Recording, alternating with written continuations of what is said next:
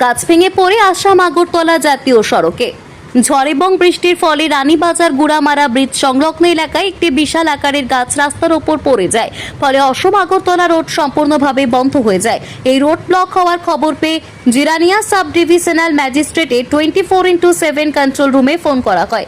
Control রুমে সেই সময় দায়িত্বে ছিলেন স্কাউটস অ্যান্ড গাইডস এবং সিভিল ডিফেন্সের স্বেচ্ছাসেবকেরা। সকাল 5টা নাগাদ কন্ট্রোল রুমে ফোন পাওয়ার পর প্রায় 1 ঘন্টা রাস্তাটি বন্ধ ছিল। তবে আমাদের স্বেচ্ছাসেবকেরা এসডিএম অফিস থেকে তৎক্ষণাৎ গতি করেন। স্কাউটস অ্যান্ড গাইডসের সাব ডিভিশন সেক্রেটারির নেতৃত্বে গাছটি কাটে এবং সরিয়ে ফেলা হয় এবং রাস্তাটি পুনরায় যান চলাচলের জন্য খুলে দেওয়া হয়।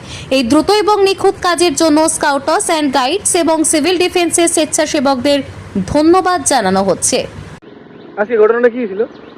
আজকে ভারী বৃষ্টি এবং বাতাসের কারণে রানীবাজার গুড়ামারা ব্রিজ সংলগ্ন এলাকায় একটি বিশাল বড় গাছ আসাম আগরতলা রোডে মেন রোডে পড়ে গেছে ভারী বৃষ্টি এবং বাতাসের কারণে।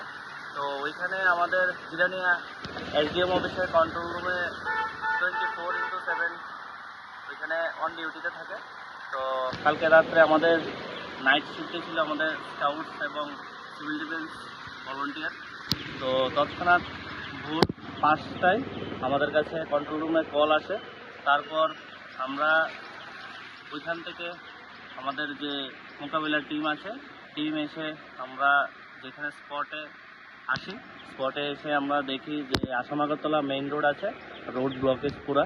তো আমরা তৎক্ষণাৎ ওই গাছটাকে আমরা কাটিং করি এবং রোড ক্লিয়ার করি। স্যার, আপনার পরিচয়? আমি Jirania sub division secretary, scouts and guide.